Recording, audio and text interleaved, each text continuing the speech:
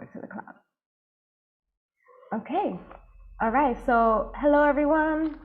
Sorry, I'm just gonna change the view to speaker. When am I spotlighted? Like when I'm talking right now, or no? Yeah. Okay. Good. All right. Okay. All right. So good morning, everyone. Thank you so much for joining this class today. I am super excited to be sharing with you all for the next 4 weeks. I want to give all of you a shout out for being here, for taking this time for yourselves on Saturday mornings. Shout out to, what is it, White Mesquita. They're like out here just making coffee, you know. I have my little cup of coffee here too, right? Yeah, and I'm just very excited to be here. I would love it if you guys could turn your camera on while I'm presenting, because that lets me know if I lost you or not, like if I need to engage you or whatnot. You know, we're all trying to make Zoom work 2 years after the pandemic started. All right, so I'm gonna go ahead and share my screen and we can get started.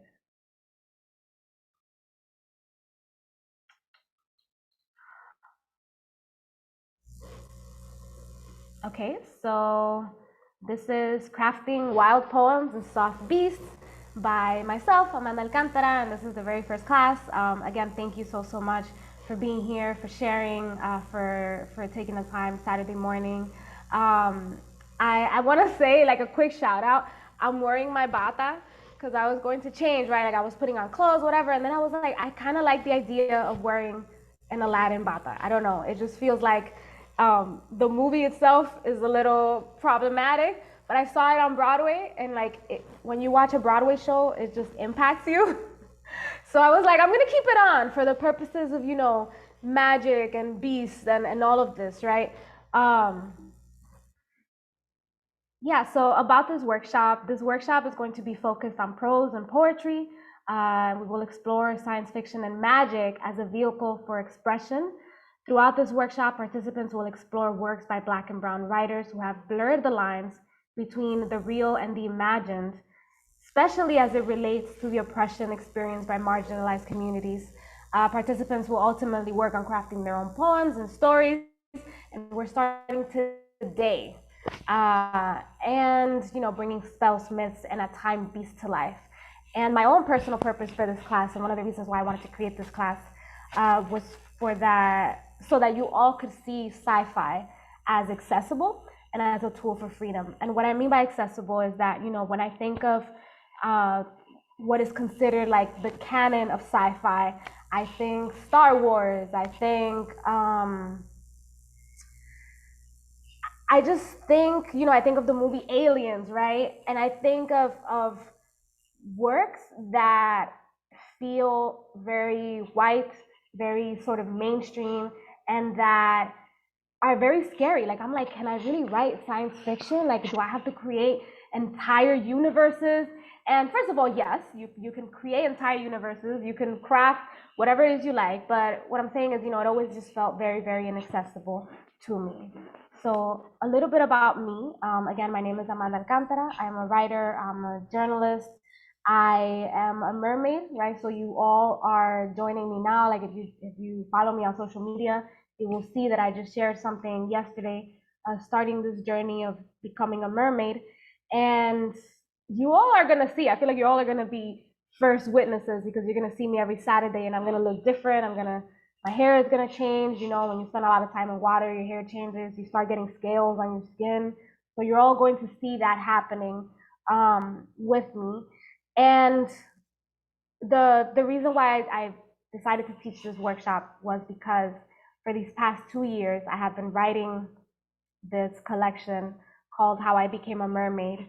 And I have been exploring works by Black authors and Afrofuturism and really just seeing how it has helped me personally in my personal life, like not even in writing, in my personal life, sort of overcome things that I have been going through and things that I was going through, right? Whether it's, you know, I experienced a lot of like harassment online because of activism that I was doing, whether it's, you know, sexual harassment or sexual assault.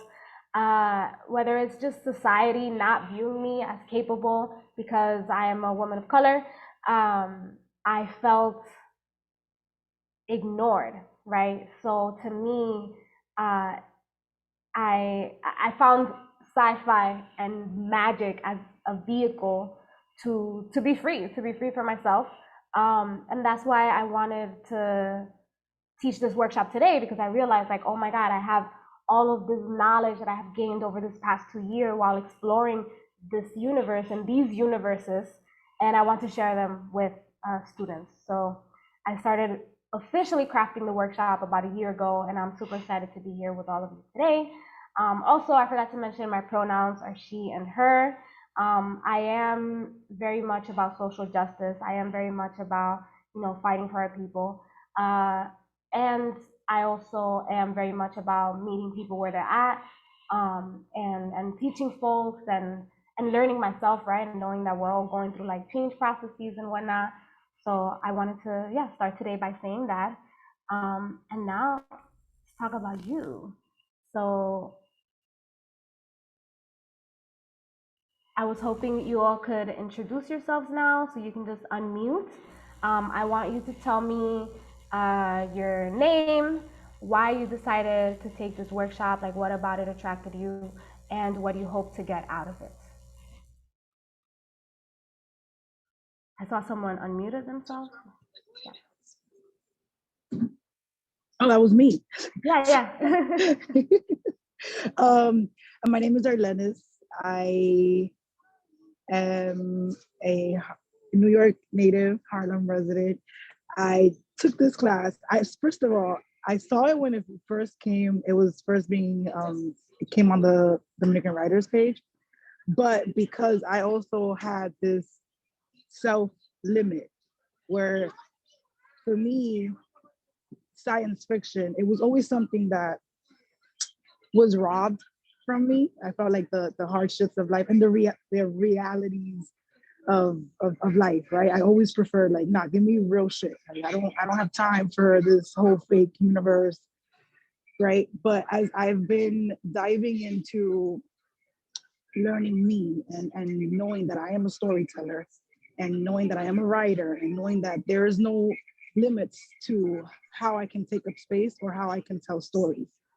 So for me personally, I'm in the laundromat. I'm taking this workshop just to uh, give myself the gift of I am worthy of learning more venues and more ways of how to tell stories. And science fiction is something that I can learn and I can acquire. And I can make my own universe and I can do that. So to be surrounded by fellow humans who also like are either already in the world or curious about how to, that's where I feel like I belong here.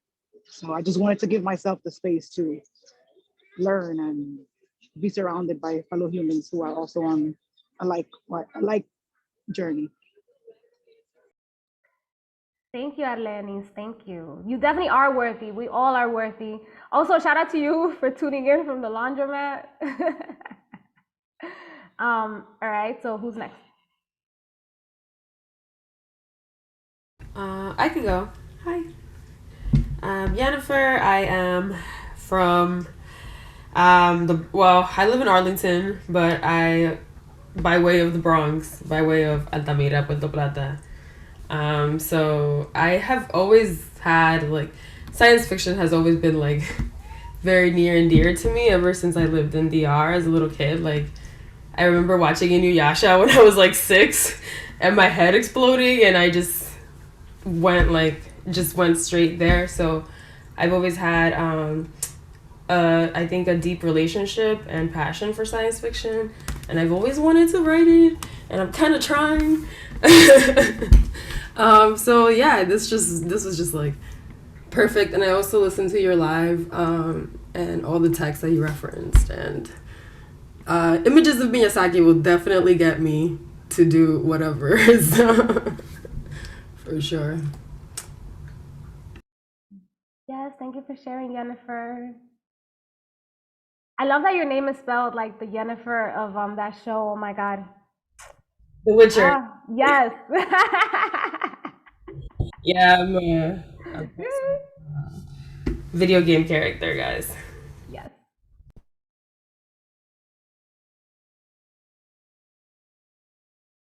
I'm gonna start calling on people. And if anyone doesn't want to talk, like if you feel very shy or like just not ready, it's okay. Just let me know via like the chat. You can DM me separately. But Yadi, you want to go next? Yes. So my name is Javi, she, her. I'm from New York, Dykeman. I currently live in the Heights, so I'm still pretty much in Uptown. I'm taking this class because I always enjoyed sci-fi. I just felt like I wasn't like knowledgeable enough to write it, but I always liked to read it. I always felt like it's just like a certain, like I always saw it like as like okay, only certain people could write it, but like if I write it, it's like is I don't know, like I felt like I wasn't giving myself permission to write that, only to read that. So I just giving myself permission to actually explore more about it without judging myself. That's why I decided to take this class. Thank you. Thank you for that. I'm going to read. So Priscilla Granados, they wrote on the chat, so I'm going to read it. My name is Priscilla. I am in East LA. I'm taking this class. All right, so we have people everywhere. I'm in Dominican Republic, by the way. I live in Cabarete in the North Coast. All right, my name is Priscilla. I'm in East LA. I'm taking this class because I'm a writer, but being a first-time mom and a teacher, I find it really hard to make time to write. I'm hoping that by carving this time out, I can give myself space to write. I've never tried writing sci-fi, but I just finished reading Octavia Butler's Parable of the Talents, and I loved it. Yes, thank you, Priscilla. All right, so I'm gonna continue calling on people. I have Leo Martinez on my screen as next. Yeah, I can go. Why am I in this class? So, oh, I'm Leo, they, them. Um, I'm from Harlem, but now I live in Atlanta, Southern Georgia. And I'm in this class because I needed, because I'm tired of writing by myself, or I'm tired of writing in solitude, because I've just been so hyper dependent on myself, thinking that I just need to create a routine and make a habit. And I'm like, you know what? I can go. And I saw there was like this workshop. And yesterday I was like, I don't know if I want to take it. I don't know if this is the best use of my time, or I don't want to sleep on Saturdays. But, but then I thought to myself, like, in the long term, this will create, I'm going to start laying the bricks down for my future works, for my future aspiration. So I'm trying to put the investment in to create more magic, to create more myths, to create more folklore, wherever that looks like. I really love magical realism, and I also really love sci-fi, and I also really love religion and spirituality. So I would love to the intersects of those. So yeah, that's why I'm in the class. Hopefully I vibe with y'all. Yeah. Thank you, Leo. All right, next I have uh, Christina. Hello, good morning, everybody. I already said this in the chat, but just in case, yeah, my camera doesn't work on my laptop. So I live in Midtown Manhattan. I was born in Santo Domingo, and I grew up partially in the Bronx and then partially in Midtown in Hell's Kitchen. And I am taking this class because I'm obsessed with magic and the world of unseen things in general. And I want to write. I want to, similar actually to what Leo was talking about. I'm used to just being by myself and doing everything by myself and being like hyper independent. And like, it just, I don't know, I just need to come out of my shell a little bit. And because I want to tell my own story. I want to tell stories, and magic and unseen things and science and just the possibilities of what we're able to make. Like I want to explore all that and be able to share that. And so I'm just here to write and get started. Let's see what happens. Thank you, Christina. Also, that's a painting, that's an illustration that you made, I'm assuming, right? Yeah. Mm-hmm. Yeah, what a beautiful way to represent yourself when your camera's not not working. So thank you for sharing, right? It's a form of sharing, so thank you. All right, and then last but not least, I have Ruth. Ruth, I think I've seen you perform before, right? Yes. Yeah, I did the open mic. Yeah, so I'm Ruth Cáceres. I live in Brooklyn. I was born in Santiago, Dominican Republic. So I've been in Brooklyn since I was 5 years old. I write. I like magical realism. That's my son behind me. But for me, I've always read sci-fi. I love sci-fi as a category. But to some of what you guys have been saying so far, I mean, it didn't feel like it was something for me to write, just because it never even occurred to me that it was possible, right? I always thought of it as such a white space, to be honest. But I do have this idea for a book that I really want to write, a novel. And I love magical realism. So I just thought this is a perfect place for me to get that going, because I do struggle a lot with just writing every day consistently, because I have two small kids and I have a full-time job. So hopefully this is the exactly the motivation I needed to really get going and start writing. I know it's in me, but I have to make the time to make it come out. So I'm happy to be here. I'm really grateful. Thank you guys. Thank you, Ruth, for joining us, for sharing. I feel like listening to all of you, it makes this. I don't know. I'm humbled. I'm just very happy that you all are here, and I feel excited to write together and to see, what magic and what beauty is, and what ugly shit. Like, right? Like, let's be frank. What shit is gonna come out of this class? So, all right. Let me continue then. This one here.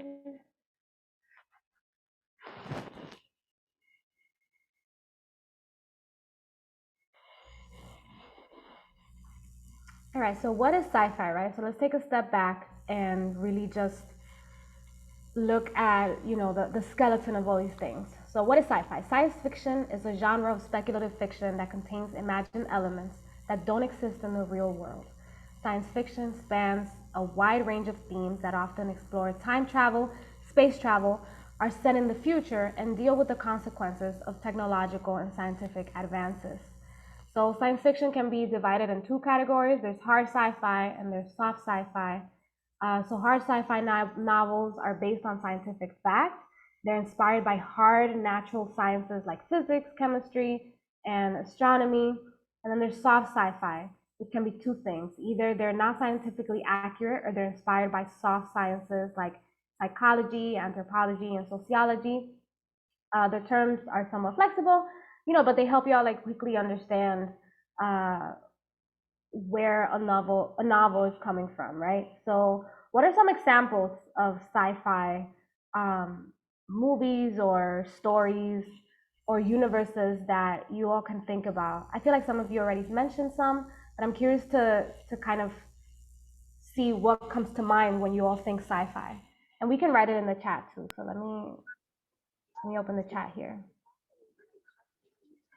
Yes, Black Panther, Star Trek.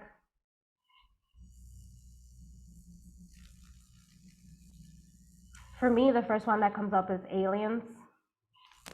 And very recent ones, right? Like Stranger Things, Dune, yes. The Matrix, Rick and Morty. I love that, Leo. Yes, Game of Thrones is absolutely an example. Avatar, The Goonies. These are great examples. You guys can continue typing, and then I'm going to continue. us read together now. Oh, it's already open, actually. I have everything open. I'm gonna go ahead and read this. It's the first class, so I'm not gonna make everyone like over participate. So I'm gonna read this, but then in the following classes, I'm hoping that people can volunteer to read. So then this is a poem from the Black Maria, right? So from this book, I have it right here, by Aracelis Girmay. Aracelis Girmay is an Eritrean, Puerto Rican, and African-American writer. And this is a poem after Neil deGrasse Tyson, who's a Black astrophysicist and director of the Hayden Planetarium, which I love going to, by the way. Like, the Natural History Museum is one of my favorite places in the world. So he was born in 1958 in New York City. And in his youth, deGrasse Tyson was confronted by police on more than one occasion when he was on his way to study stars.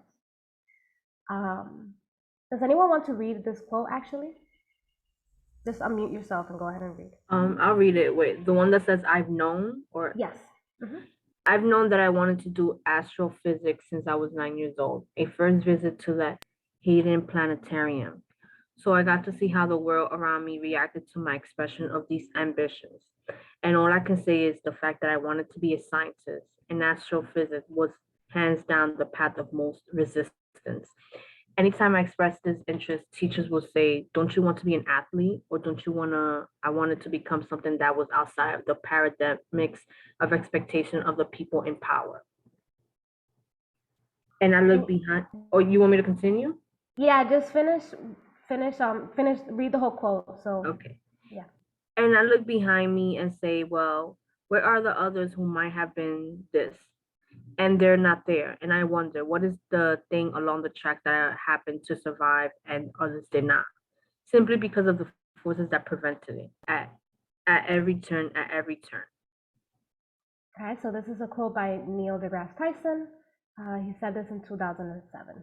And then, thank you, Yadi, by the way. And then Aracelis Girmay wrote a poem based on this quote and based on his experience. And it goes, body of space, body of dark, body of light. The Skyview Apartments, circa 1973. A boy is kneeling on the rooftop, a boy who, it is important to mention here, his skin is brown, prepares his telescope, the weights and rods to better see the moon. His neighbor, it is important to mention here that she is white, calls the police because she suspects the brown boy of something.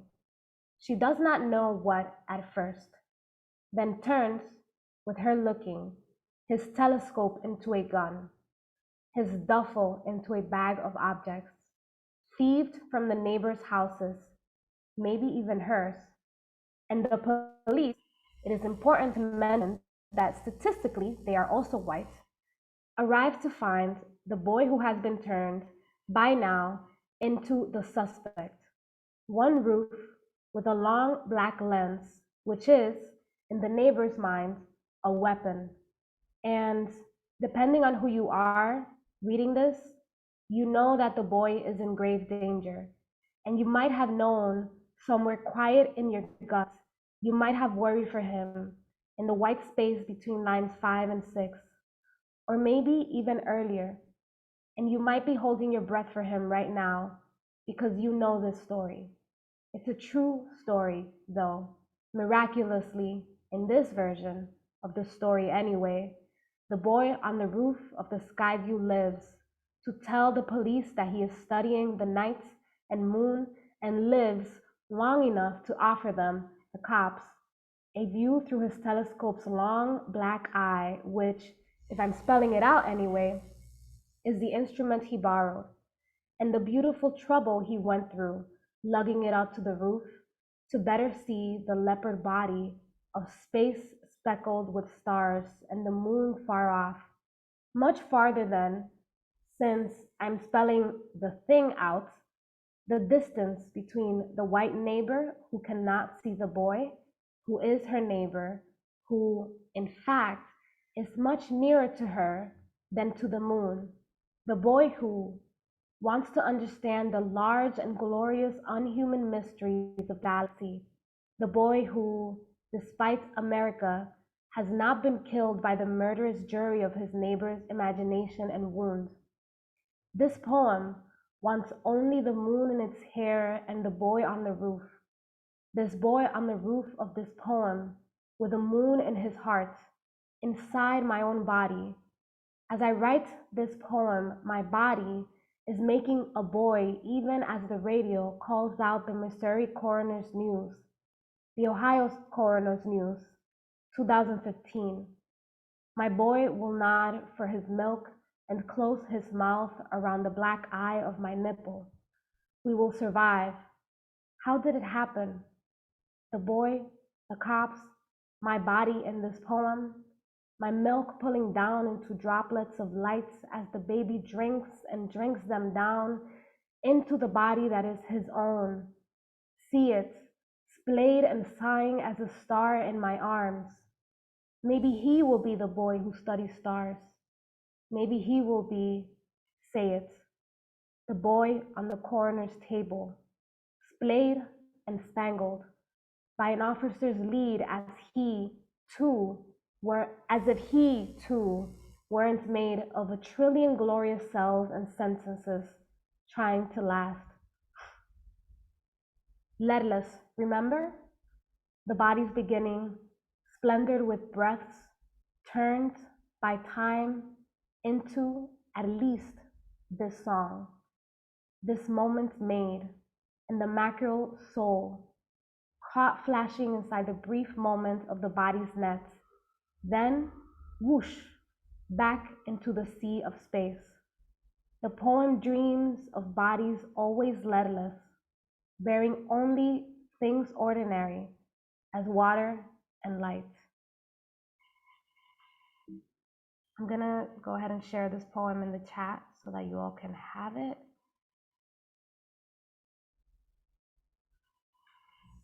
So that was from the Black Maria, by Aracelis Girmay. So we can think about this poem for a bit. And I also want us to think about poetry in general, right?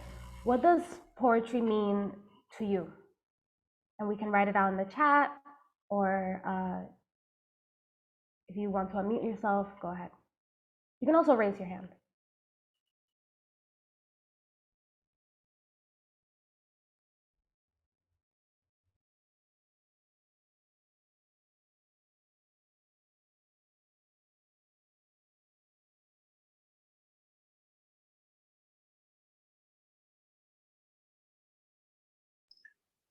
To me, poetry is, as a poet, um, poetry to me feels like the way I can put or attempt to put my feelings either in a sentence, in a paragraph, or just on a page in the most honest way I can.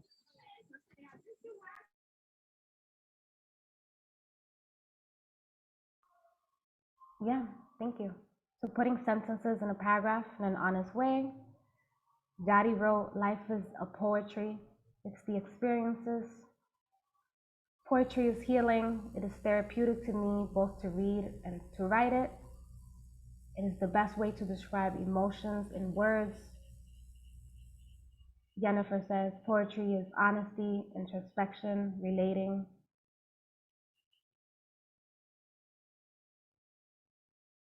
Just gonna wait one more minute for, last minute people.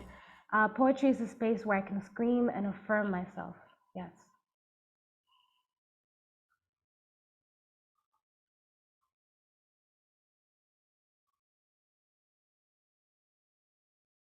All right, so let's look at the definition, right? Poetry is a type of literature that conveys a thought, describes a scene, or tells a story in a concentrated lyrical arrangement of words. And then we can skip that line. I want to read the quote.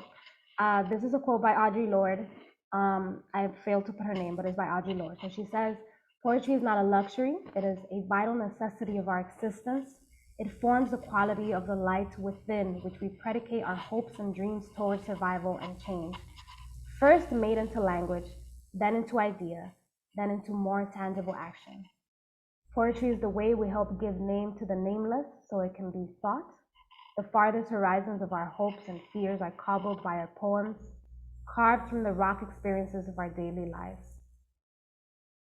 I remember also a friend, like a fellow poet friend, his name is Gabriel, their name, excuse me, is Gabriel Ramirez, said that to them, poetry is like a journalism of emotions, right? So it's a way of remembering and conveying feeling without necessarily saying I am sad, but instead you say, that more, instead you convey the feeling of sadness through expression and through metaphors and a sort of emotion that comes through in the words. So let's look back at the Black Maria, right? So in the Black Maria, what do you think makes this a poem? I feel like it's an obvious, question, but I want us to talk about it, right? Because we're about to write poetry, so I want us to like really learn to understand it a little bit.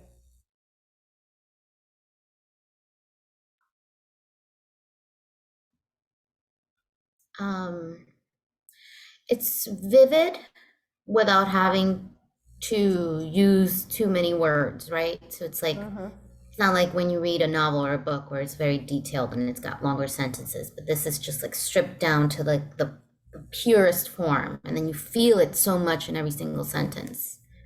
At least that's what I get from it. Yeah. Yeah, I felt the same. For me, it's like every line has an impact.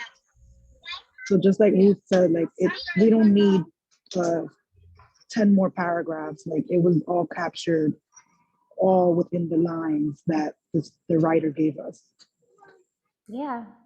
And looking at like the very, stripped down definition of poetry, it's divided, right? It's divided in stanzas. It has like a break in between the lines, as opposed to, being a paragraph. Even though paragraphs can also be poetry, right? But this one specifically is like divided in lines. Priscilla says, it's a story told through verse. It has deep emotions and powerful images. Yes, and I love that you said this, Priscilla, because I would love to highlight this, the powerful images aspect of it. So what about this poem now makes it sci-fi?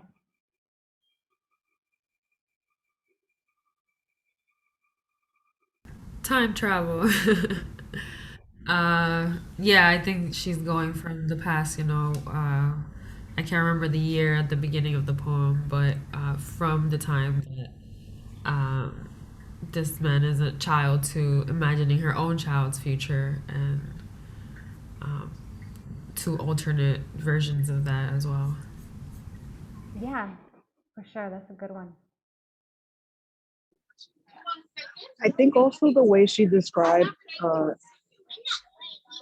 the two different worlds that exist for the two different characters. For me, that stood out, where she took me into the imagination, where I could read it as, like, if a white person read it, it's a different story for them, and as a person of color, if whoever reads it, it's a different story in relation to them. Yeah, I like that too, right? Because it's almost like, I feel like it's a very like dichotomous thought, where it's like, okay, you have the good or the bad, or you have like this person's perception and it can look this way, that person's imagination, versus, I feel she almost talks about us and she says, depending on who you are, you might have already been worried for this kid, right? Like, so when you're reading the lines about how this white woman called the cops, you're like, oh, I know this story.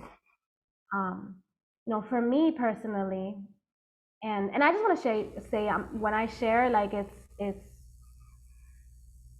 I know I'm teaching the class, but I don't want you all to feel like it's a space of authority, because we're all like, ingesting this at the same time, right? I didn't write this poem. I've never had a conversation with Aracelis for her to tell me it was good.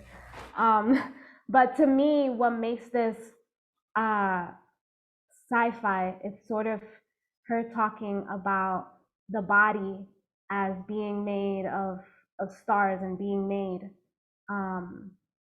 right? So she says, the poem dreams of bodies always leadless, made only of ordinary things like water and light. In the same way, that the way that the same way that her breast milk is also light.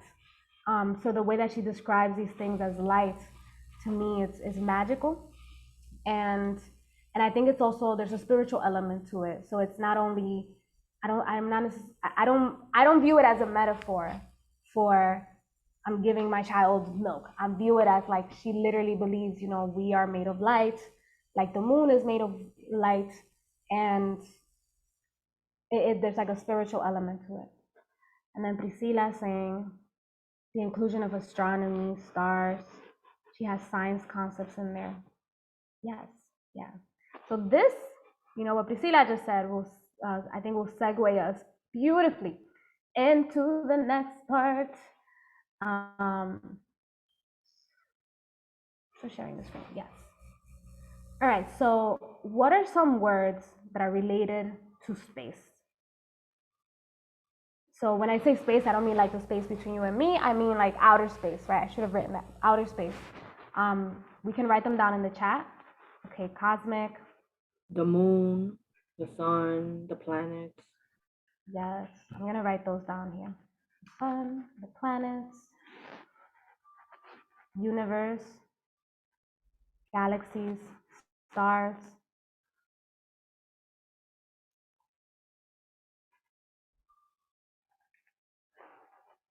constellations, multiverse. I want to see everyone write at least one.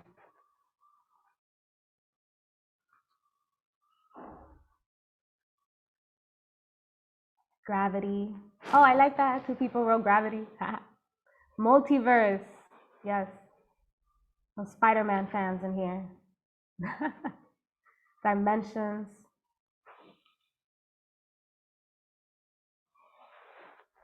Solar system. Oh, you guys can see my whole screen, right? If I keep doing this because I'm checking time. All right, so with that said, I want you all to take out a pen or pencil and paper. Lenis, I know you are in a laundromat, so I came prepared. Don't worry. This is my okay, test. good. I was gonna say, this is homework. This is homework for you, but yes, you came prepared. So take out a pen and well, you need to write, right? If you are the typing in the computer kind, I will hold it against you. I prefer if during the class we write with the pencil though, so that we can like exercise that, the embody the sort of feeling of that. But if you don't like that, it's okay.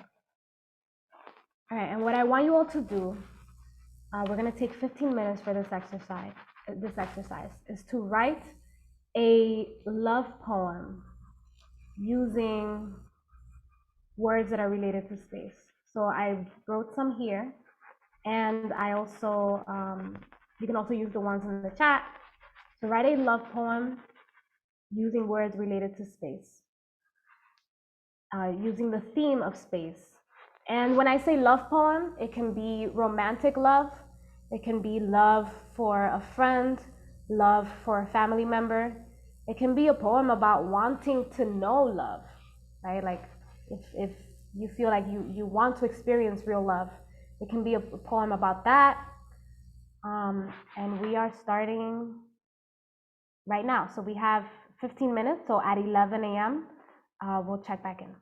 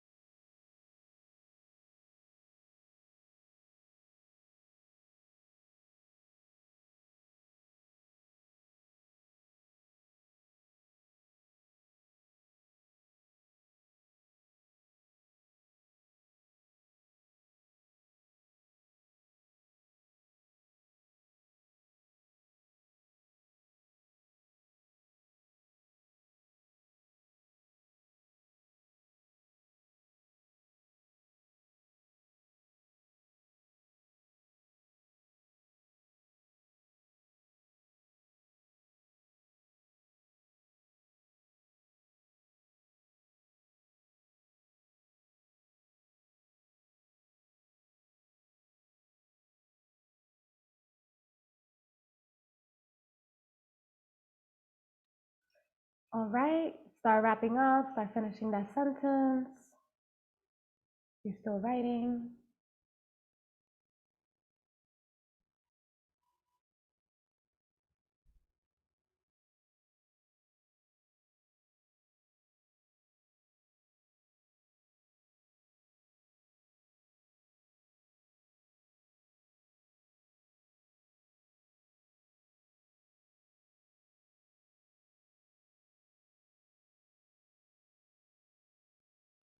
And we are back.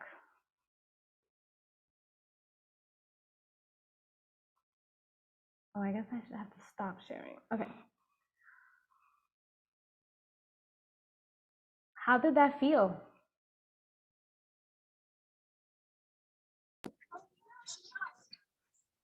Challenging. Challenging because give a writer or a poet some structure or lines and all of that they have in their head gets constricted. It felt really rusty. I'm like, oh, this used to come so much easier to me when I was younger. You know? Yeah. And now I'm like, I'm more scared now, I think. Okay. Yeah, I felt out of resistance. Yeah. And then Priscilla wrote that it was difficult. Yeah, it's funny because I was like, am I gonna step away or am I gonna do this? And I was like, Amanda, you're gonna do it. So I wrote 2. And I agree. I was like, oh, I don't know. I feel like I did this exercise years ago and it was like so much fun. And now I'm doing it and I'm like, I don't want to write about this. All right, well, does anyone want to share? Even if you don't share the whole thing, you can share a few lines. Yeah, I can go.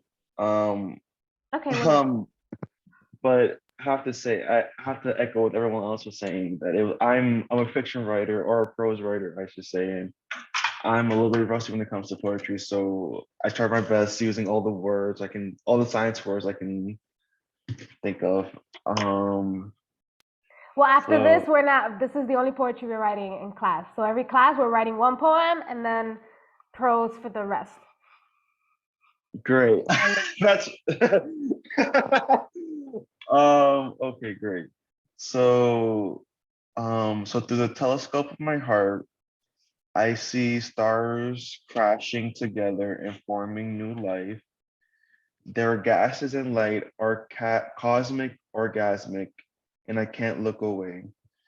There is new hope as their mass scatters and shines. They hold each other for thousands of years. The climax took light years to achieve.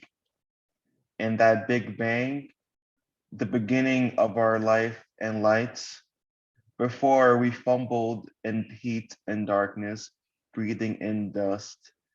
But now, don't you see, the constellation of bodies and galaxies orbits around a singular source of love. Me muero, that was beautiful. Thank you, Leo. Thank you for sharing that. Can you share the last line? You know the one I'm talking about, the one where you're like, but don't you see? But don't you, before we fumbled in heat and darkness, breathing in dust, but don't you see, the constellation of bodies and galaxies orbits around a singular source of love. Thank you, and I love that too because so often, when trying to understand what is God, and I really follow Neil deGrasse Tyson a lot. He's not a perfect human being, but he like I read a lot about him, and I read a lot about this sort of idea of what keeps the atoms together and what keeps everything like compact, right? Like, why is it that even though this wall is formed of like separate things, I can't really penetrate it? And a lot of times it's like, well, that's what God is. God is the thing that keeps it all together. And God is like the love particle. Like God is like equal to love. This, you don't have to believe none of this, but this is just me sharing like how I'm receiving that last line, that it feels very like, oh, don't you see? We all just floating around as love compacted into bodies. So thank you for sharing. Anyone else want to go? I can go. Okay. Oh love. For years they made you to be unattainable. I knew you existed because I felt glimpses of you through the warmth of the sun. On my darkest days, you supplied me with moonlight, using the universe to remind me that even dark matter can shine bright. Although they speak of you as if you were friction, I'm grateful for having met you. Because it was only after meeting you that I learned that you are me and I am you. Oh love, I love you. That was that. Thank you. I like the line, even dark matter can shine bright. It reminded me of, wow, I'm really geeking out, y'all. It reminded me of, like dark holes, and how, I mean, you still see them. Like, it's interesting because it's like this whole, if you've ever seen a dark hole, like photos, it's like this like burst of stars, and then in the middle, if you go in, scientists don't know what happens, but it's interesting that it's called like a dark hole when it actually looks very bright. It's just dark because of this idea of like, we're dark to what's inside. Like, we don't know what that is. So, hey, thank you. All right, does one more person want to share? Or two? But I would like one more person at least to share.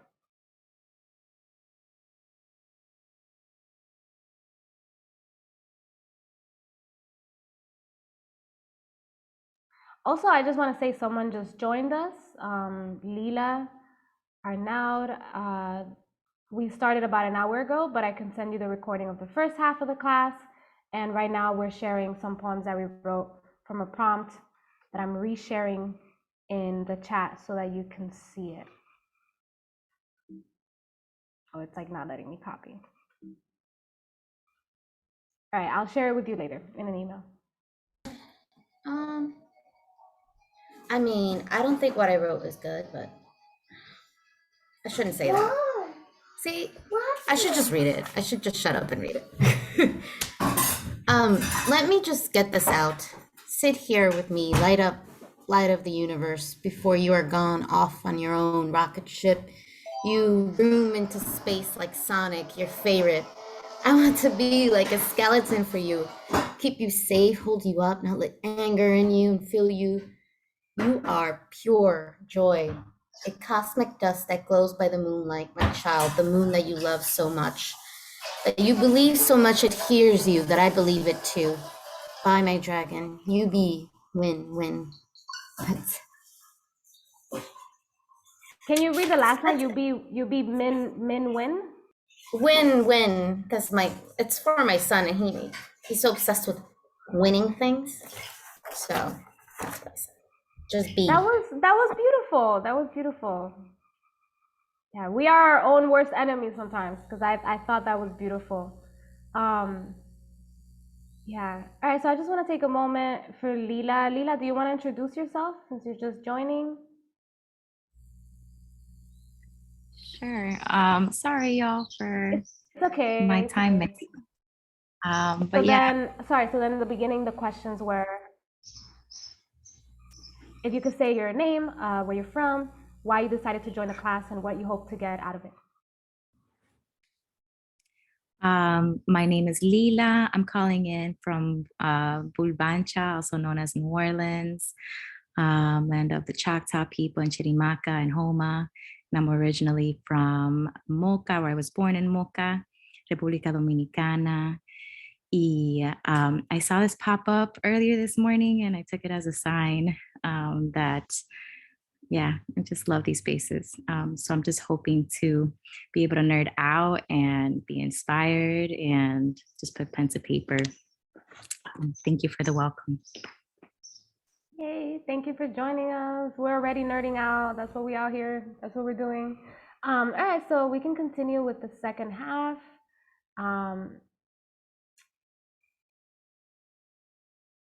Let me see, how can I share? Okay. So now I wanted to talk about Afrofuturism. So what is Afrofuturism? The term Afrofuturism was coined by Mark Derry in his 1994 essay, Black to the Future.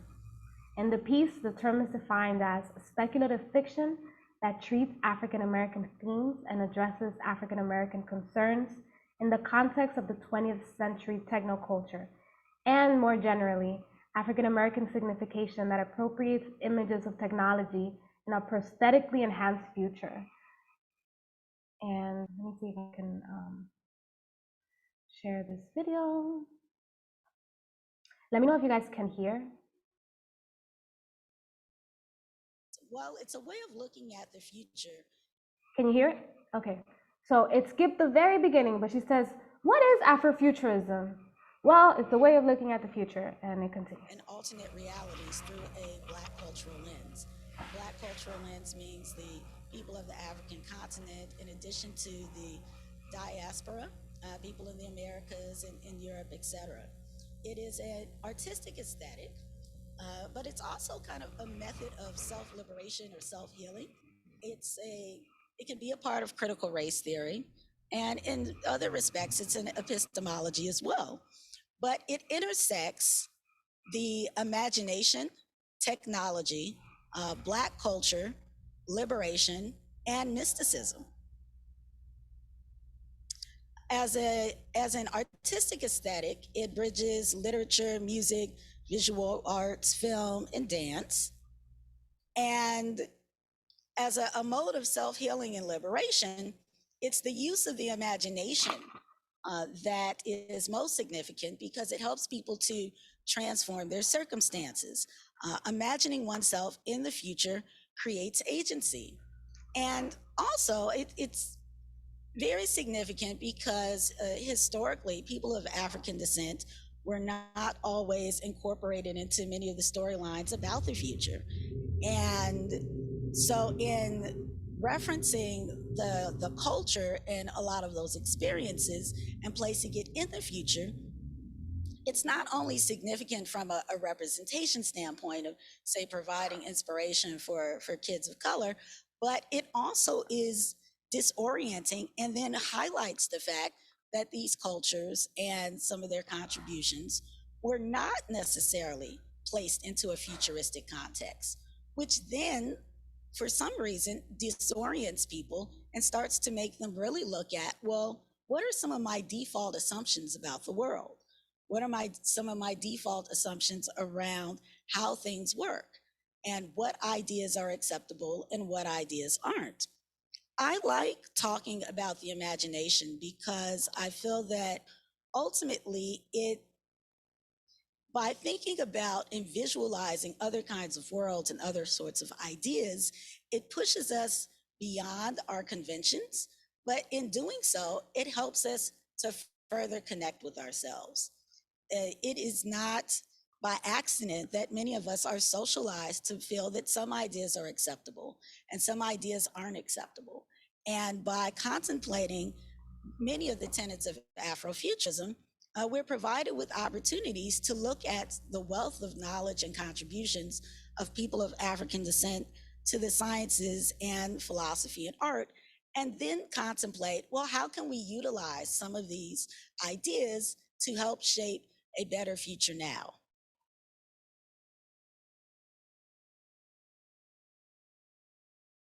All right, and I have this right here. Hold on, let me make this big. So I'm not gonna read it, but this is basically a quote of what she said, right, about Afrofuturism is a way of looking at the future and alternate realities through a Black cultural lens.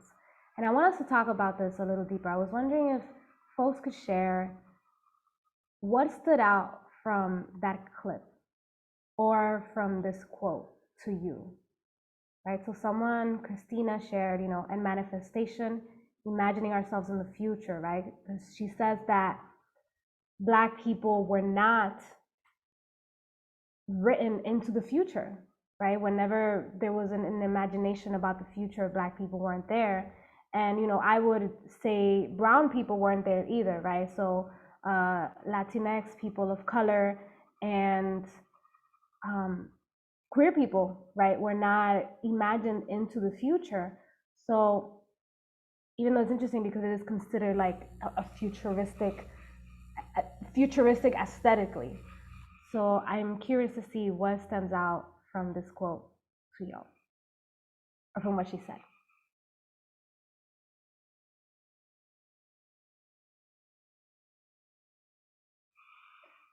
So Yadi says the part that stood out was when she said Black people, yeah, Black people were now written into the future. Imagination as a mode of self-healing and liberation. Yes. And she talked about like the external and being the internal.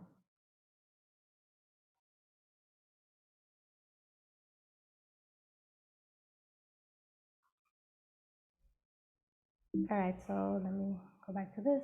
So then I wanted to share this quote. Oh, Lila also said weaving dance and music and literature. Yes, and I think it's important to think about that, right? To think about what does it mean that Afrofuturism also incorporates the culture, right? Black culture. Or what does it mean for us as Black and brown people, as people of color, as marginalized communities, to think of sci-fi as not quite steering away from who we are, but incorporating all of that into ourselves and into our imagination of a future, right? So it can mean, you know, if you're Dominican, right, it can mean like maybe in the future, you know, a spiritual ceremony of palo could happen in outer space. It can mean, this is like very simple, right? I'm thinking about this out of the top of my head. It can mean that things from the hood don't have to stay in the present, right? Like we can take everything into a future that we imagine for ourselves. And then Lena, she's adding more, our culture as technology, tools of innovation. Yes, yes. So Adrienne Marie Brown, she wrote this book called Pleasure Activism. It's a beautiful book about how activism doesn't have to be, how activism like can be the pursuit of pleasurable things, and it can be about fighting for a right to everyone, for everyone to experience pleasure. And she writes this in the beginning of the book, right? She writes, science fiction is simply a way to practice the future together. I suspect that is what many of you are up to, practicing futures together, practicing justice together, living into new stories. It is our right and responsibility to create a new world. I believe that all organizing is science fiction. So organizing here to her is activism, right? So I believe that all activist organizing is science fiction, that we are shaping the future we long for and have not yet experienced. And I think this is really beautiful, you know, in the context of social justice and what does it mean to craft a future that we have not experienced.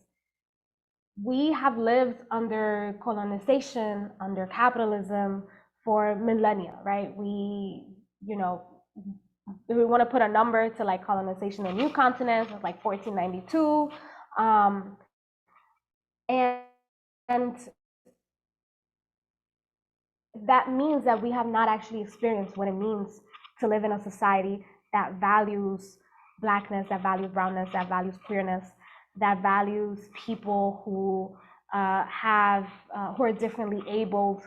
And when organizing or when being an activist, you are crafting a future together. You're trying to say, okay, well, what if we use they, because they signifies who, as an example here, who I am as a person that does not exist within like this gender binary of him and her, right? Woman and man. And what if we can imagine a future where you have terms like Latinx that is more inclusive, right? So a lot of these things are actually crafting a future And I think that this is sort of what she means, right? I believe that all organizing is science fiction. Like, what does it mean if we say, oh wow, we have this issue of violence in Dominican Republic, violence against women. How can we organize in this space and make this space one that centers women's voices as the survivors of this kind of abuse?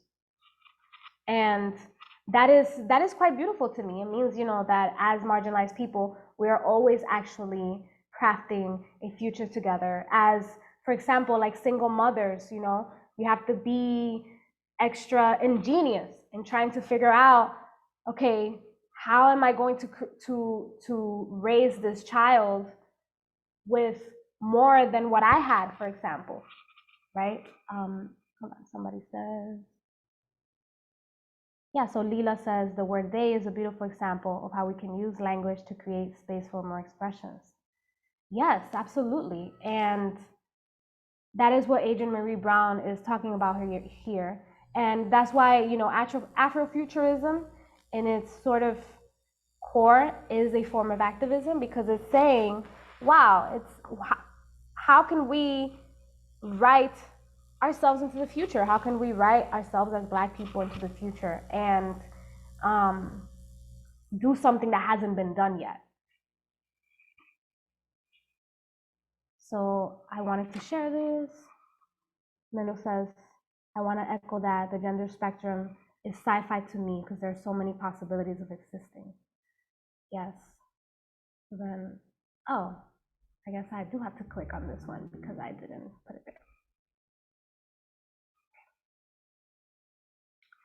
So this is someone talking about visionary future.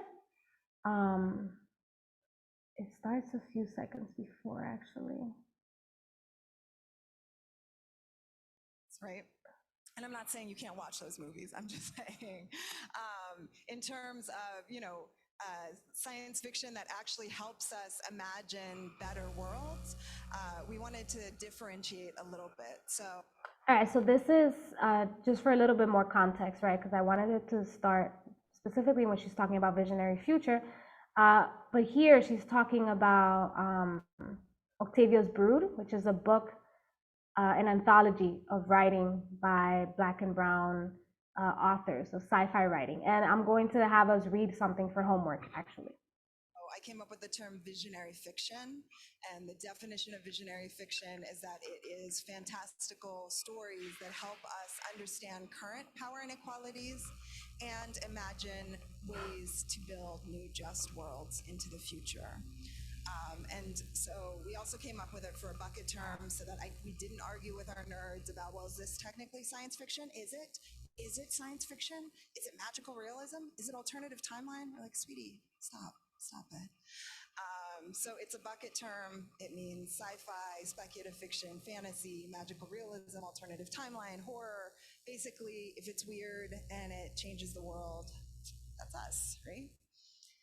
And we came up with some principles of visionary fiction. So visionary fiction is conscious of identity and intersecting identities, right? So, in the mainstream sci-fi movies, the story is all about this white man and his journey, and everyone else is there just to prop him up, right? So there's the white woman, and her job is to just look real pretty all the time and squeeze out a couple tears at the right moment. They're the people of color, and really their job is to help along this white man's journey and usually die, right? Which we know. And the reason they can die is because they're not real characters. They're actually more props, right? They are tools to be used to further this, white supremacist patriarchal narrative. And so, for us, we say, no to all of that. We actually create characters that are full human beings. We especially center those folks who have been marginalized and who live at the intersections of identity, because we realize that when we center those folks who live at the intersections of oppression, that's actually when we begin to see what true liberation looks like.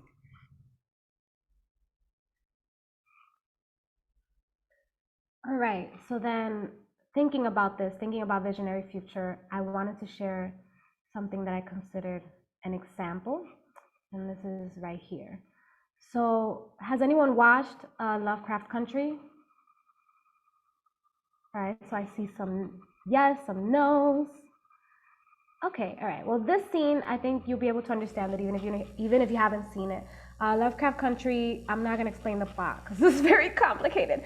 But in this scene, the main character Hippolyta, she is time traveling, and she travels.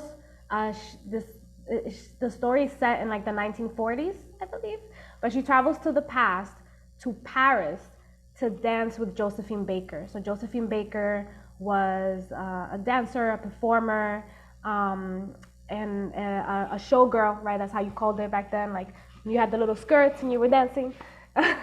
My bad imitation of dancing. And you know, she travels. She finds herself dancing as one of the dancers for Josephine Baker, and this is a conversation she has with her. And I apologize because the sound, this is obviously pirateado, right? It's pirated. So the sound is not great, but I think you can hear it well enough. I'm gonna put the link in case anyone wants to like try to watch. You can watch the whole video in case anyone can't hear and wants to watch on their own screen.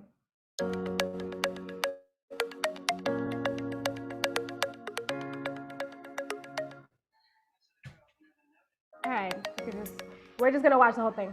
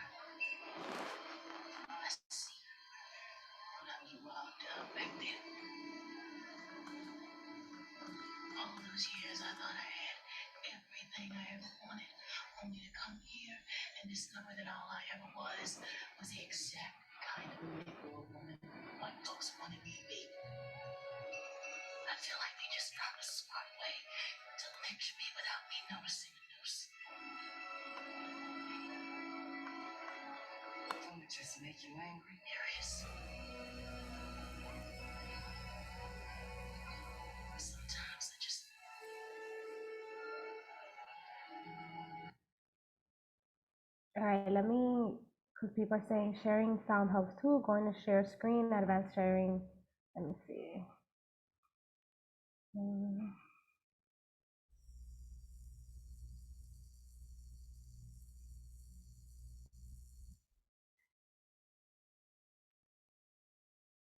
All right, I'm going to keep sharing and then we can talk about it and you guys can watch it later. Is that okay? But I'll figure out for the next class how to properly share sound. Unless you can't hear at all.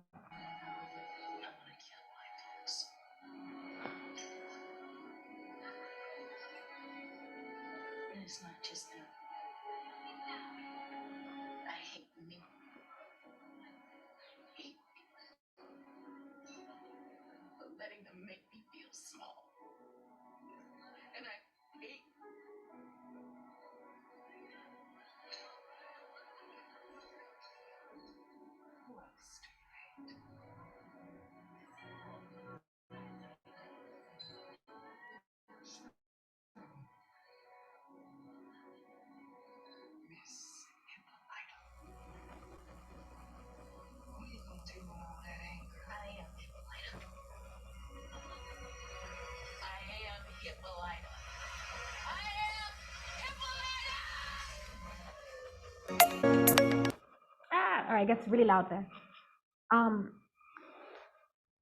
So what happens in this scene is Hippolyta is having a conversation with Josephine Baker, who is a very real person. So they basically created a fictional version of the character. And she tells her that she had never experienced freedom the way that she was with her until that moment, right? And then she says, it's almost like white people found a way of lynching me that I didn't even notice, right? So a way of lynching me that was a little smarter, a little sneakier, so I couldn't see it. I'm trying to see you guys, and I can't. And it makes her angry. And then Josephine Baker says, well, what are you going to do about it? And what happens next is that she, as you can see in the scene, at the end of the scene, she's getting ready to time travel, and she travels again, and she travels to a tribe where she's basically a warrior among other women warriors, and she goes on like an anger sort of release trip where she kills a bunch of people. Yeah, Jennifer, she says, I want to kill white people. Yeah. So, in this scene, basically, we're seeing time travel. We are seeing sort of real based characters, but being imagined, right? So she's imagining this conversation with this person that actually existed, right? So not a fictional character.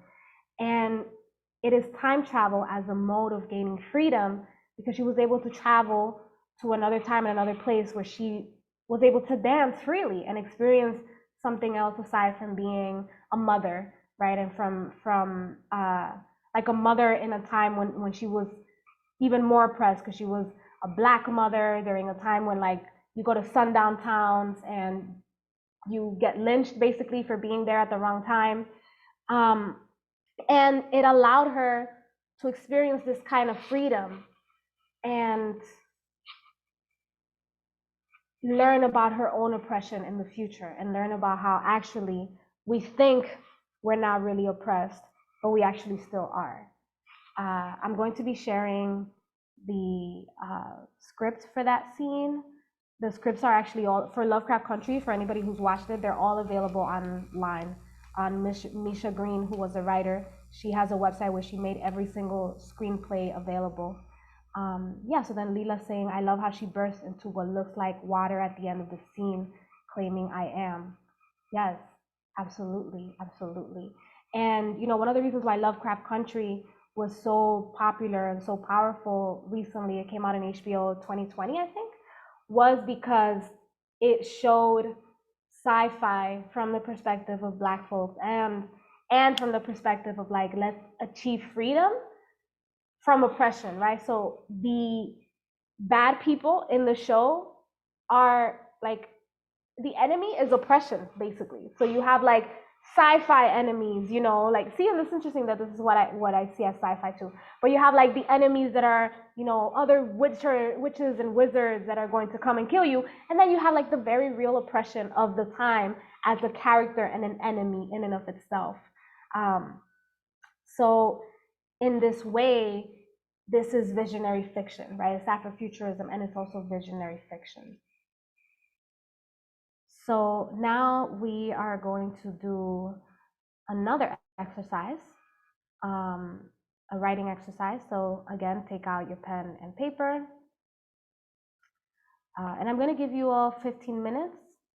I encourage you, if you need it, to take like 3 minutes, obviously, to go to the bathroom, take a small break, drink some water, and use 10 minutes to write instead if you'd like.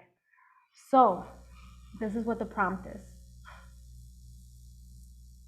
I'm going to say a couple of questions, and then you'll begin to write, and I'm going to type these questions up in the chat so that you have them, all right? If your fears were a creature, what would it be? What would it look like? How would it smell? Would it be big, small? Would it be an animal like the ones we have on Earth, or an imagined beast? Would it be a creature that already exists in the imagination, like a fairy or an alien? So the exercise is to imagine this creature, describe it, and then picture that one day the creature learns how to write, and decides to write you a letter, what would the letter say? So this creature that represents your fears writes you a letter. What would the letter say? So it's two parts, right? The first part is imagining this creature, and not to make it scary or anything, we're going to be working with this creature throughout the class. And then the second part is to write a letter for yourself from the perspective of that creature. And we will be back at 11. I'm very bad at math. At 11:50.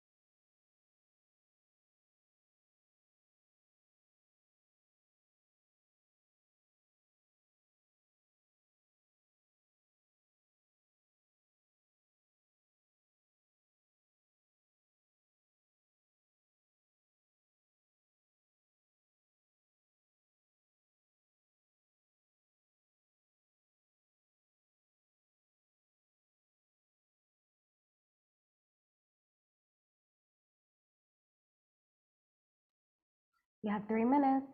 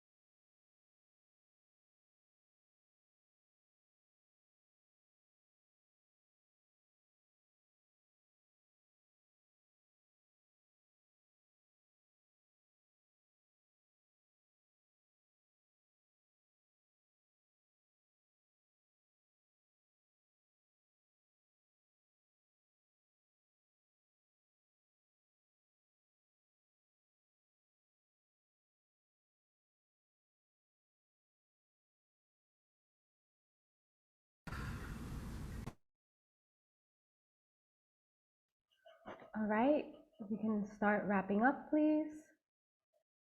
Finishing that sentence. Put your pencil, pen, keyboard down, or come back from the restroom.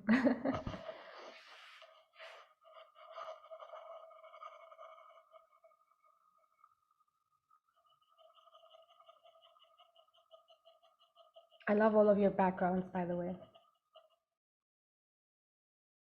Like Yadi, I think Yadi had the Family Guy background. That was funny. All right, it's 11:50. We are back. We have 10 minutes left. The Simpsons. Thank you, Leela. Ooh. And would anyone like to share?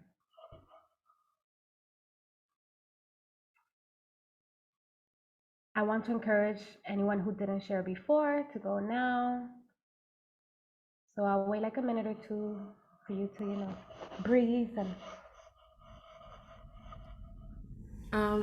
I can share. Okay. Just because this one came easy, I think, or not easy, but like I was like, yeah, I see this monster.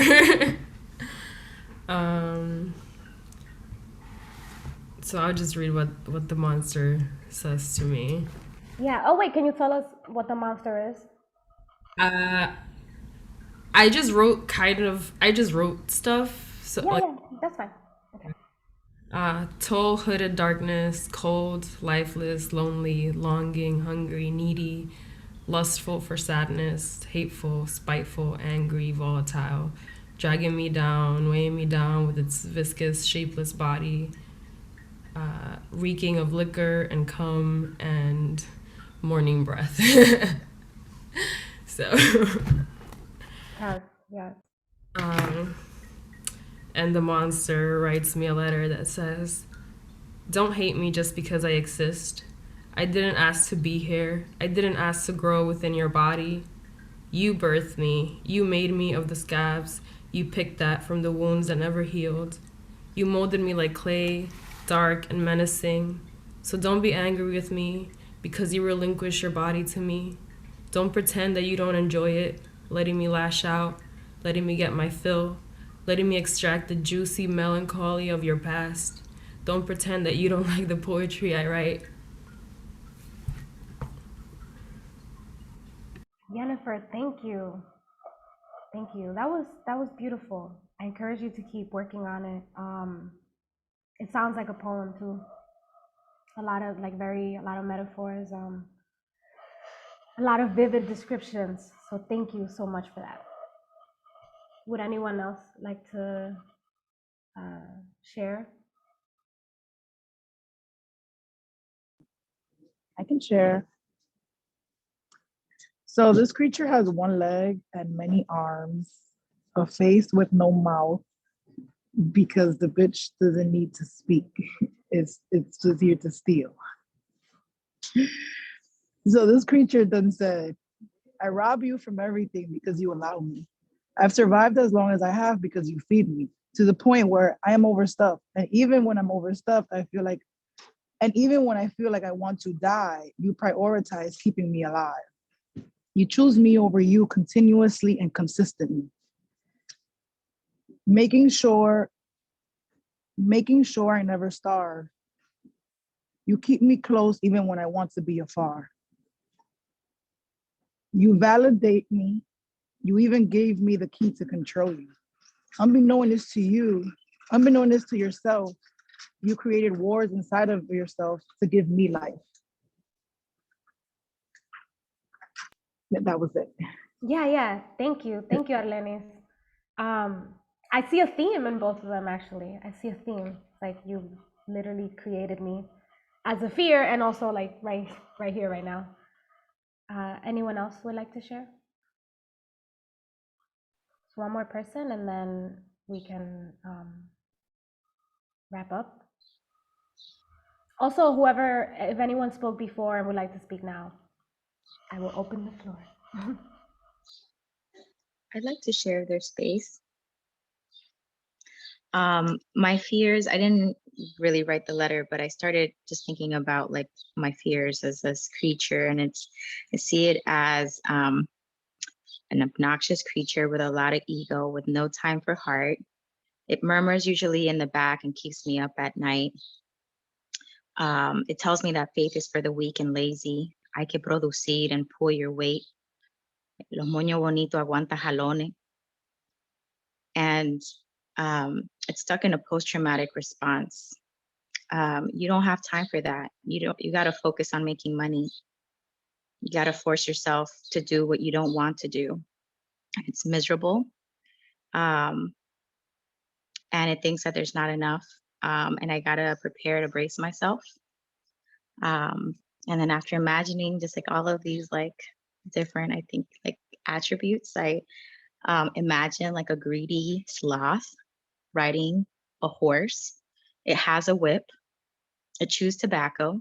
It drinks too much, and it doesn't get enough sleep. Delirious, cranky, doesn't breathe well, has digestion problems, and pockets of accumulation and inflammation and calcification. Sort of like not a sharecropper, pero como un overseer. Wow, Lila, that was powerful, and thank you for sharing that. And I want to say there's this book recently that was recently published for teenagers, like tweens, right? So 11 to 12, 13, where the cuco, what's the name of the book? Oh my God, I forgot. Pilar Ramirez and the Escape from Zafa. And the cuco is described as chewing tobacco. And as, I don't know, I just saw some similarities with what the beast that you described and the beast haunting the Dominican Republic in general. So in this book. So thank you for sharing that. All right. So to wrap up, I wanted us to watch a video. So at the end of every class, because we touch on very heavy topics, I'm going to be sharing some sort of video or something, not as like a palate cleanser per se, because I don't want us to like erase, but more as like, como que, okay, salimos de aquí with, visionary fiction in mind. Like, let's like take the reins of our future. So let me see if I can share the screen one last time.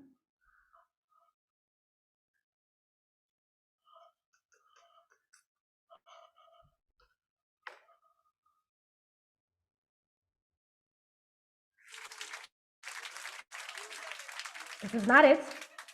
I got a lot of secrets here. All right. All right, that was it. Thank you everyone for today. Thank you so much for sharing, for opening yourself.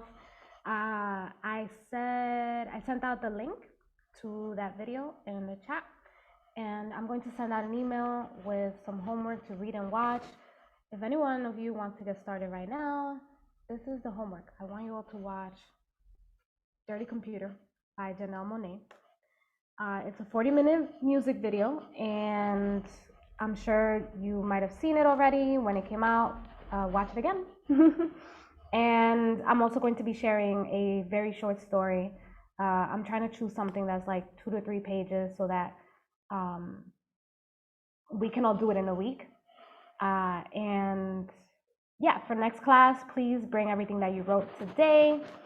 And if you have any questions, you can reply, to that email that I'm going to send out. And again, I just want to say thank you. Follow me on social media so you can follow my mermaidhood journey. Yeah, thank you so much. I will see you all next week. Bye. Thank you, Amanda. That was a beautiful way to end it too. Yay. Thank you. Have a good day, everyone. Thank you. Bye. Thank you. That was great. Bye. Have a good day. Adios, muchachos.